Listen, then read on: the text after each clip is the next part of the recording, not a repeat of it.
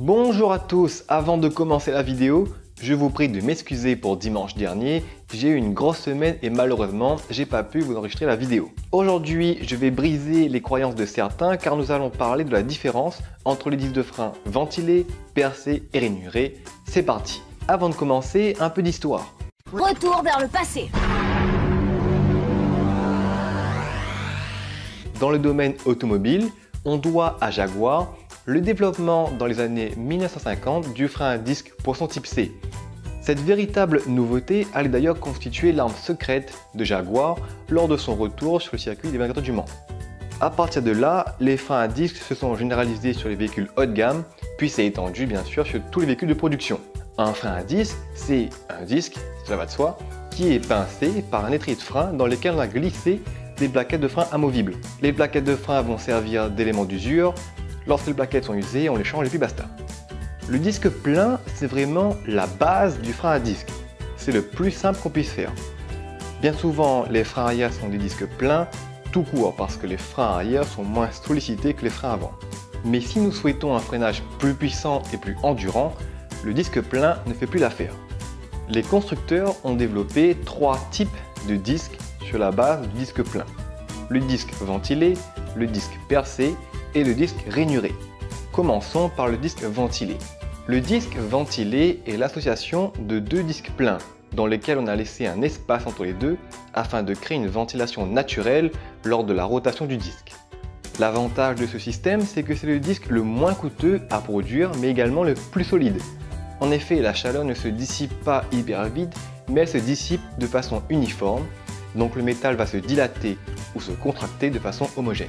Il n'y a pas vraiment d'inconvénient avec ce disque si ce n'est qu'il est moche. C'est pas pour rien d'ailleurs que les protos des 24 heures du Mans l'utilisent.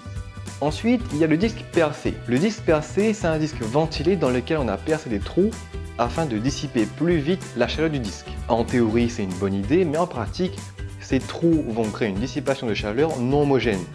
Les trous vont refroidir plus vite que le reste du disque.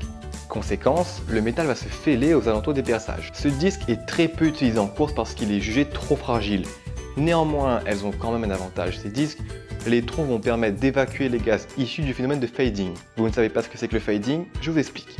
Lorsque les plaquettes atteignent les 350 degrés Celsius, la résine à l'intérieur des plaquettes commence à s'évaporer. Cela a pour conséquence de créer une couche de gaz entre les plaquettes et le disque. Cette couche de gaz va réduire considérablement le coefficient de frottement. En d'autres mots, ça freine beaucoup moins fort. Mais bon, les plaquettes sont de plus en plus évoluées, donc l'intérêt des disques percés finalement n'est plus. Du coup, il est légitime de se demander, mais pourquoi on continue de retrouver ce type de disque sur des AMG, sur des Ferrari, des Porsche, etc. Tout simplement parce qu'elles sont stylées. Et puis, elles sont suffisamment solides pour une utilisation sur route.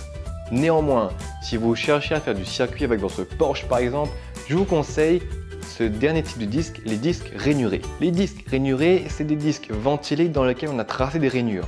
Ces rainures vont augmenter la capacité de dissipation du disque, mais cette fois-ci de façon homogène, contrairement aux disques percés. Les rainures vont également évacuer les gaz issus du fading. En fait, le disque rainuré rassemble les avantages du disque percé et du disque ventilé. De plus, les rainures peuvent créer un bord mordant supplémentaire, donc elles peuvent améliorer le mordant du freinage. Ces disques sont souvent utilisés en rallye, le seul bémol c'est que le rainurage va mordre un peu plus les plaquettes, donc ce sont des disques plus gourmands en plaquettes que les autres. Voilà, donc si tu croyais que les disques percés c'était le top, eh ben non, tu t'es fait avoir. Dites-moi dans les commentaires si vous avez aimé la vidéo. Comme toujours, mettez le pouce bleu tes familles, abonne-toi à la chaîne pour ne plus rater aucune vidéo. À dimanche prochain, plein gaz!